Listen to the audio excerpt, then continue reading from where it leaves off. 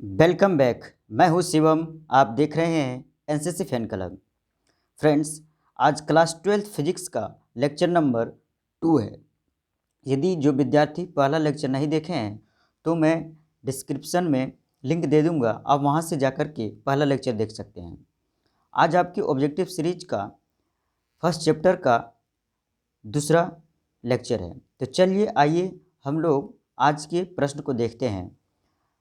तो आज हमारा प्रश्न नंबर 11 से शुरुआत होगा और हम लोगों ने क्लास फर्स्ट में 10 प्रश्न को देख चुके हैं। तो चलिए आइए, आज के लिए आपका पहला प्रश्न है, स्थिर विद्युतीय क्षेत्र होता है। स्थिर विद्युतीय क्षेत्र होता है। ऑप्शन ए है संरक्षी, ऑप्शन बी है असंरक्षी, ऑप्शन सी है कहीं संरक्षी तथा कहीं असंरक्षी, ऑप्शन डी है इनमें से कोई नहीं। तो इस प्रश्न का सही जवाब है संरक्षी, ऑप्शन ए। ठीक है, अब हम बढ़ते हैं नेक्स्ट प्रश्न की ओर। तो आपके लिए अगला प्रश्न है, एक कूलाम आवेश बराबर होता है।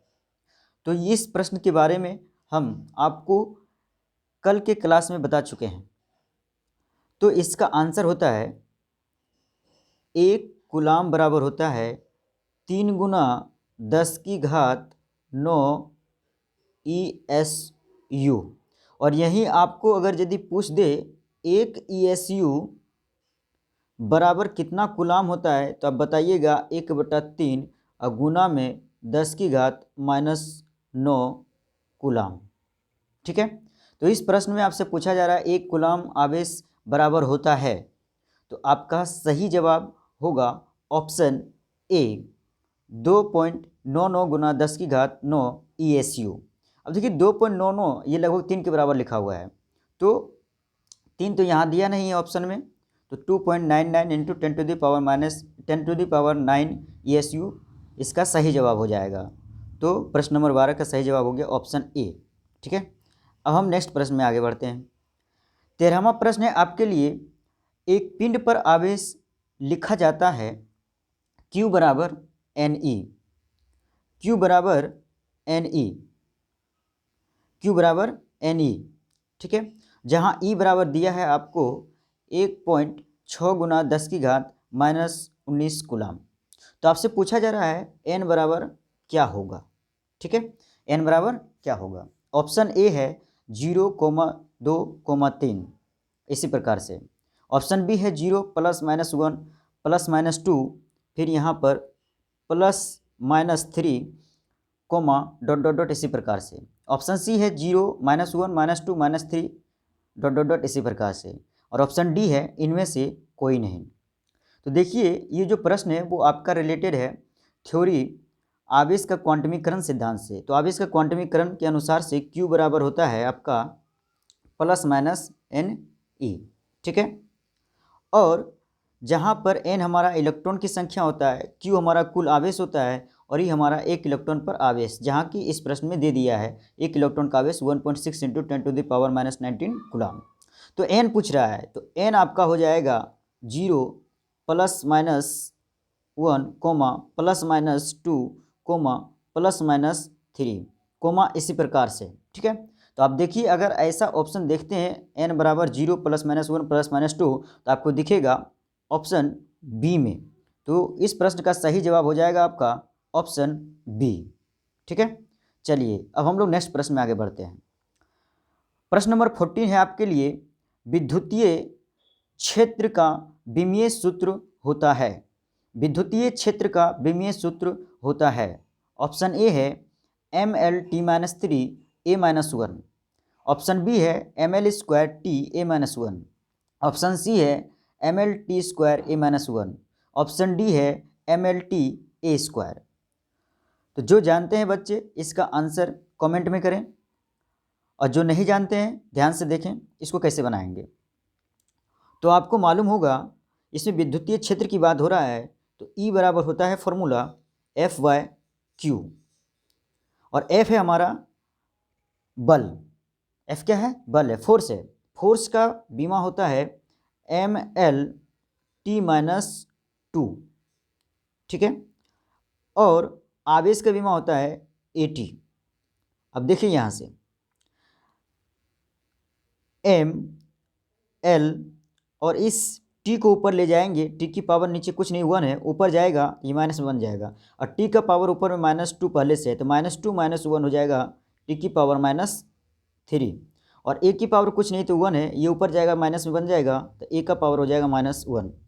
तो इस प्रकार से हम कह सकते हैं कि विद्युतीय क्षेत्र का विमीय सूत्र ML T-3 A-1 होता है। अगर यदि आप देखें इसको तो आपको ऑप्शन ए में मिलेगा। तो 14 नंबर प्रश्न का सही जवाब होगा ऑप्शन ए। ठीक है, तो चलिए अब हम लोग दूसरा प्रश्न में आगे बढ़ते हैं। प्रश्न नंबर 15। तो प्रश्न नंबर 15 है आपके लिए, किसी वस्तु पर आवेश का कारण है। यानी कि आपसे इस प्रश्न में ये पूछा जा रहा है कि कोई भी वस्तु आवेशित होता है, इसका कारण क्या है, किस प्रकार से वो आवेशित होता है। तो हम कह सकते हैं कि जब किसी वस्तु से इलेक्ट्रॉन किसी दूसरे वस्तु में जाता है, ठीक है, तो वस्तु आवेशित होते हैं। यानी कि इलेक्ट्रॉन के स्थानांतरण से वस्तु आवेशित होती है। अब समझिए यहाँ से, जिस वस्तु से आवेश जाता है यानी कि वह वस्तु जो इलेक्ट्रॉन का त्याग करता है, क्या करता है बाबू, त्याग करता है, तो उस पर धनावेश, और जो इलेक्ट्रॉन को लेता है, जो इलेक्ट्रॉन को लेता है उस पर ऋण आवेश आता है। ठीक है, ये ध्यान रखना है आपको। तो किसी वस्तु पर आवेश का कारण क्या है, तो इलेक्ट्रॉन का स्थानांतरण। अब आप देखिए ऑप्शन में, किस ऑप्शन में है, ऑप्शन सी में है आपका इलेक्ट्रॉन का स्थानांतरण। तो 15 नंबर का आंसर हो जाएगा इलेक्ट्रॉन का स्थानांतरण, ऑप्शन नंबर सी। और आपसे पूछा जाएगा जो इलेक्ट्रॉन को त्याग करता है उस पर कौन सा आवेश आता है, तो धन आवेश, और जो इलेक्ट्रॉन को लेता है उस पर कौन सा आवेश आता है, तो ऋण आवेश। ठीक है, अब चलिए हम लोग नेक्स्ट प्रश्न में आगे बढ़ते हैं। अगला प्रश्न है प्रश्न नंबर 16 आपके लिए, कि एक आवेशित चालक की सतह के किसी बिंदु पर विद्युतीय क्षेत्र की तीव्रता ऑप्शन ए 0 होती है, ऑप्शन बी सतह के लंबवत होती है, ऑप्शन सी सतह की स्पर्शीय होती है, ऑप्शन डी सतह पर 45 डिग्री पर होती है। तो आपको मालूम होगा कि कोई सा भी आवेश हो, धन आवेश हो चाहे ऋण आवेश हो, तो इसके सतह से विद्युत क्षेत्र रेखा जो होती है वो इसके लंबवत होती है। ठीक है, अगर हम बात करें ऋण आवेश का तो 90 डिग्री पर इसमें अंदर प्रवेश होता है, और धनावेश है तो 90 डिग्री पर विद्युत क्षेत्र रेखा बाहर निकलती है। तो इस प्रश्न का सही जवाब हो जाएगा सतह के लंबवत होती है, और देखें तो ऑप्शन बी में आपको दिख जाएगा। तो इस प्रश्न का सही जवाब हो जाएगा ऑप्शन बी। चलिए अब हम लोग अगले प्रश्न में आगे बढ़ते हैं। प्रश्न नंबर 17 है आपके लिए, एक ही पदार्थ के धातु के दो गोले ए तथा बी दिए गए हैं, एक पर +q आवेश तथा दूसरी पर -q आवेश दिया गया है, तो इसका मतलब क्या होता है। तो अभी आपको मैंने बताया है कि अगर कोई वस्तु इलेक्ट्रॉन को त्याग करता है तो उस पर धन आवेश आता है, और जो इलेक्ट्रॉन को लेता है उस पर ऋण आवेश आता है। एक तरह से अगर हम देखा जाए, हम बोलें तो जो वस्तु पर धन आवेश होता है वो इलेक्ट्रॉन को त्याग कर रहा है, मतलब उसमें इलेक्ट्रॉन की कमी हो रही है। तो इलेक्ट्रॉन की जो कमी हो रही थी, इलेक्ट्रॉन अपने साथ द्रव्यमान को भी लेकर जा रहा है। ठीक है, तो जिस पर धन आवेश है उस पर आपका द्रव्यमान का कमी होगा, और जिस पर ऋण आवेश है उस पर द्रव्यमान का वृद्धि होगा। ठीक है, तो देखिए इस प्रश्न में यही बोला जा रहा है, एक बोला एक +q आवेश है और एक -q आवेश है, बोल रहा है कि इस पर क्या होगा, द्रव्यमान के प्रभाव इस पर क्या पड़ेगा। तो देखिए ऑप्शन में अभी आपने सीखा है कि प्लस आवेश है तो द्रव्यमान घटेगा, माइनस आवेश है तो द्रव्यमान बढ़ेगा। तो देखिए यहाँ से तो ए का द्रव्यमान बढ़ जाएगा, नहीं, ए है हमारा +q आवेश और इसमें बी है हमारा -q आवेश। तो बोल रहा है ए का द्रव्यमान बढ़ जाएगा, नहीं। बी का द्रव्यमान बढ़ेगा, हाँ, बी का द्रव्यमान बढ़ जाएगा। ऑप्शन सी देख लेते हैं, द्रव्यमान पर कोई प्रभाव नहीं पड़ेगा, नहीं, द्रव्यमान पर तो प्रभाव पड़ेगा, इनमें से कोई नहीं। तो ये दोनों तो गलत हो गया हमारा। ए का द्रव्यमान तो बढ़ नहीं रहा, ए का द्रव्यमान घटेगा और बी का द्रव्यमान यहाँ पर बढ़ेगा। इसका मतलब है प्रश्न नंबर 17 का सही जवाब हो जाएगा ऑप्शन बी। ठीक है, अब चलिए नेक्स्ट प्रश्न में आगे बढ़ते हैं। प्रश्न नंबर 18 है आपके लिए, चित्र दर्शाता है कि दो आवेशों Q1 और Q2 Q1 और Q2, ठीक है, के कारण विद्युतीय क्षेत्र रेखा पर आवेशों का बाहरी चिन्ह क्या है। तो देखिए अभी आपको मैंने बताया था पिछले प्रश्न में कि अगर धन आवेश है और ऋण आवेश है, धन आवेश से विद्युत क्षेत्र रेखा पृष्ठ के लंबवत निकलती है और ऋण आवेश में विद्युत क्षेत्र रेखा पृष्ठ के लंबवत अंदर प्रवेश करती है। तो यहाँ पर देखें Q1 और Q2 के पास रेखाएं आ रही है, अंदर प्रवेश कर रही है। इसका मतलब है कि यहाँ पर हमारा Q1 और Q2 दोनों का दोनों आपका ऋणावेशित यहाँ पर संबंध स्थापित कर रहे हैं। तो हम यहाँ पर क्या बोल सकते हैं कि दोनों जो है सो ऋणात्मक हैं, ठीक है। तो ऑप्शन ए में इसका सही जवाब हो जाएगा। अगला प्रश्न बढ़ते हैं हम लोग, प्रश्न नंबर 19। तो प्रश्न नंबर 19 है आपके लिए, जब कोई वस्तु ऋणावेशित हो जाती है तो इसका द्रव्यमान क्या होता है। देखिए इस प्रश्न का मैंने जवाब तो आपको उधर बता ही दिया है पिछले प्रश्नों में। तो जो वस्तु ऋणावेशित होती है उसका द्रव्यमान बढ़ जाता है। तो इस प्रश्न का सही जवाब हो जाएगा ऑप्शन बी, ठीक है। चलिए नेक्स्ट प्रश्न में हम आगे बढ़ते हैं।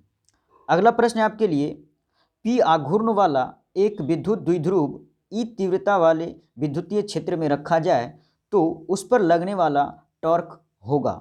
यानी इसमें टाउ बोल रहा है, यानी आपसे बल आघूर्ण के बारे में पूछ रहा है। ऑप्शन ए है P cross E, option B है P dot E, option C P, option D P by E. देखिए इस प्रश्न का मैं जवाब आपको इसके फर्स्ट लेक्चर यानी कल के लेक्चर में मैंने आपको दे दिया है। हमने बताया था आपको टाउ बराबर होता है पी क्रॉस ई। क्या होता है? पी क्रॉस ई। तो आप देख लीजिए, मिला लीजिए कौन सा ऑप्शन सही है आपके लिए। तो इस प्रश्न का सही जवाब हो जाएगा आपका ऑप्शन ए पी क्रॉस ई, ठीक है। अगले प्रश्न में हम लोग आगे बढ़ते हैं। प्रश्न नंबर 21 है आपके लिए, एक वैद्युत द्विध्रुव से 100 सेंटीमीटर की दूरी पर दो बिंदु ए तथा बी स्थित है।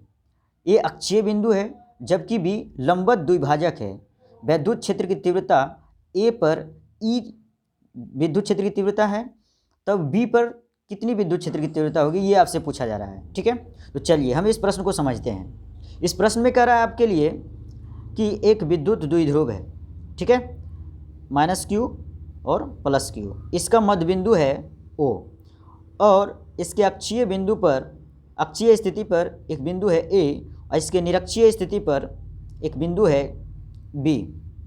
E पर विद्युत क्षेत्र की A पर विद्युत क्षेत्र की तीव्रता E है और O से A तक का दूरी है 100 सेंटीमीटर और आपका O से B का भी दूरी है 100 सेंटीमीटर, ठीक है।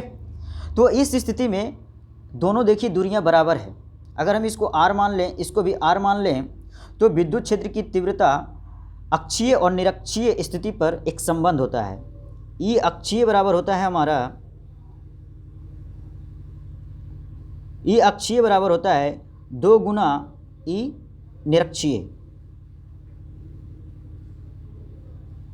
E निरक्षीय, इसका मतलब क्या हुआ कि E अक्षीय का मतलब हुआ कि विद्युत द्विध्रुव की अक्षीय स्थिति पर विद्युत क्षेत्र की तीव्रता, और ई निरक्षीय मतलब हुआ विद्युत क्षेत्र की निरक्षीय स्थिति पर, विद्युत द्विध्रुव की निरक्षीय स्थिति पर विद्युत क्षेत्र की तीव्रता। तो दोनों में संबंध होता है ई अक्षीय बराबर 2 गुना ई निरक्षीय। अगर हम यहाँ पर बात करें ई अक्षीय अब बटे में ई निरक्षीय का, तो हमारे पास आ जाएगा ई अक्षीय अब बटे में ई निरक्षीय, ई निरक्षीय बराबर हो जाएगा। देखिए यहाँ से 2 है तो बराबर में यहाँ पर 2 हो जाएगा, ये गुणांक था इधर आके भाग में हो गया और बटे में कितना हो जाएगा 1। ई अक्षीय का मान दे दिया है आपको ए, ई अक्षीय का मान दे दिया है ई। अब बटे में ई निरक्षीय रख दीजिए आप, ई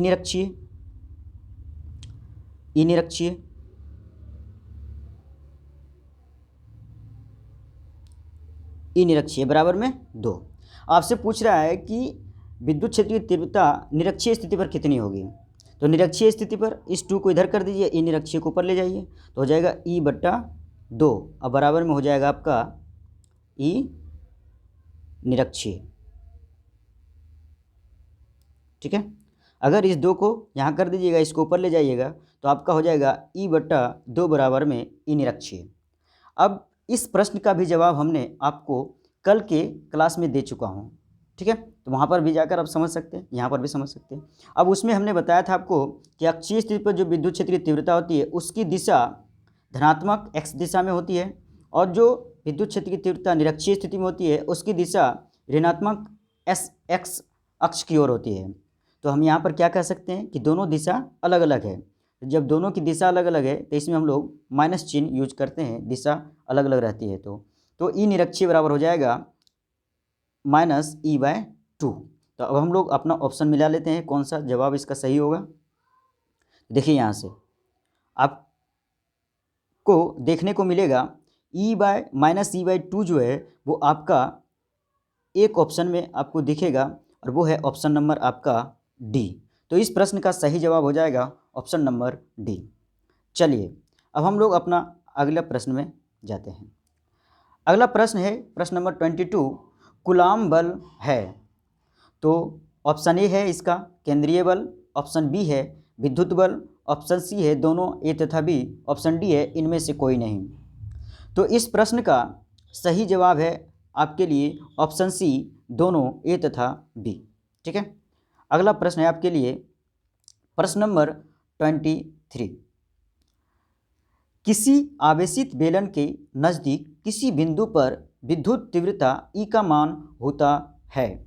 तो इस प्रश्न का भी जवाब हमने आपको कल के क्लास में दे चुका हूं। अगर जो बच्चे कल देखे हैं और आज भी देख रहे हैं तो इस प्रश्न का आपको पता चल गया होगा जवाब कौन सा होगा। वैसे ऑप्शन सुन लीजिए आप। ऑप्शन ए है λ/2ε0, ऑप्शन बी है λ/2πε0 इंटू आर, ऑप्शन सी है λ/4πε0 इंटू आर, ऑप्शन डी है 0। तो इस प्रश्न का सही जवाब है ऑप्शन बी। ठीक है, λ/2πε0 इंटू आर। चलिए अब हम लोग अगले प्रश्न में आगे बढ़ते हैं। प्रश्न नंबर 24 है आपके लिए, एक विद्युत द्विध्रुव एक पृष्ठ से घिरा हुआ है, पृष्ठ पर कुल फ्लक्स होगा। ये प्रश्न आपके लिए मोस्ट इंपॉर्टेंट VBI है, बहुत बार पूछा गया है, बहुत सारे कंपटीशन में भी पूछा जाता है ये। ठीक है, तो इसका मतलब समझ लीजिए। कह रहा है इस प्रश्न में आपके कि एक विद्युत द्विध्रुव है, ठीक है, जो कि किसी पृष्ठ से घिरा हुआ है। तो बोला कुल फ्लक्स कितना होगा। तो आप समझ लीजिए गॉस प्रमेय से कुल फ्लक्स जो है हमारा होता है 5 = Q/ε0, जहाँ Q है क्या है, कुल आवेश। तो अगर देखें इस पृष्ठ के अंदर देखें तो एक आपका माइनस आवेश है, एक आपका प्लस आवेश है, एक -Q है एक +Q है। अगर इन दोनों को अगर मिलाएं इन दोनों आवेश को तो हमारा कुल आवेश हो जाएगा 0। ठीक है, और यहाँ पर 5 = Q/ε0 में रखें तो 0/ε0, तो इसका वैल्यू आ जाएगा आपके पास 0। इट मीन्स कि जब कोई विद्युत द्विध्रुव आपका किसी पृष्ठ के अंदर होता है तो उसका कुल विद्युत फ्लक्स जो है वो 0 के बराबर हो जाता है। तो इस प्रश्न का सही जवाब है ऑप्शन बी, 0 हो जाएगा। ठीक है, चलिए अब हम अगला प्रश्न में आगे बढ़ते हैं। आपका आज का अंतिम प्रश्न है प्रश्न नंबर 25, कि किसी वस्तु पर 1 कूलाम आवेश तब संभव है जब उससे निकाले गए इलेक्ट्रॉनों की संख्या होगी। ऑप्शन ए है 6.25 × 10⁻⁻19, ऑप्शन बी है 6.25 × 10⁻19, ऑप्शन सी है 6.25 × 10⁻18, ऑप्शन डी है 6.25 × 10⁻10। तो इस प्रश्न का जवाब जो है आपको कैलकुलेशन करके मिलेगा। लेकिन अगर जो बच्चे जानते हैं, जो बच्चे अच्छे से क्लास किए, थ्योरी किए हैं, तो उसको मालूम होगा इसका क्या जवाब होगा। अगर फिर भी आपको नहीं समझ में आ रहा है तो देखिए यहाँ से, ये प्रश्न आपका रिलेटेड है आवेश के क्वांटमीकरण सिद्धांत से। Q बराबर होता है आपका Ne।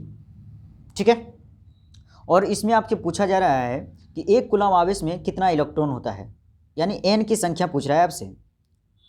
तो N बराबर यहाँ पर हो जाएगा आपका Q/E, और E क्या होता है आपका, E होता है 1 इलेक्ट्रॉन पर आवेश, और यहाँ पर Q क्या है, कुल आवेश। तो कुल आवेश आपका दिया है यहाँ पर 1 कूलाम, तो 1 अब बट्टा में लिखेंगे आप। 1 इलेक्ट्रॉन का आवेश होता है 1.6 × 10⁻⁻19। जब इसको 1 में इतना से भाग करेंगे 1.6 × 10⁻⁻19 से, तो आपका जवाब जो है आ जाएगा 6.25 × 10⁻18। ठीक है, तो इस प्रश्न का सही जवाब हो जाएगा आपका ऑप्शन सी। तो चलिए दोस्तों, आज का आपका क्लास यहीं तक है। इसे अच्छे से देखें, बार बार देखें और अपने दोस्तों में ज़्यादा से ज़्यादा शेयर करें ताकि आपके लिए और बेहतर से बेहतर क्वेश्चंस को लाया जाए जो कि यहीं से आपका पूरे बोर्ड एग्जाम कंपटीशन में भी आ जाए। ठीक है, तो चलिए हम लोग मिलेंगे नेक्स्ट क्लास में, तब तक के लिए धन्यवाद।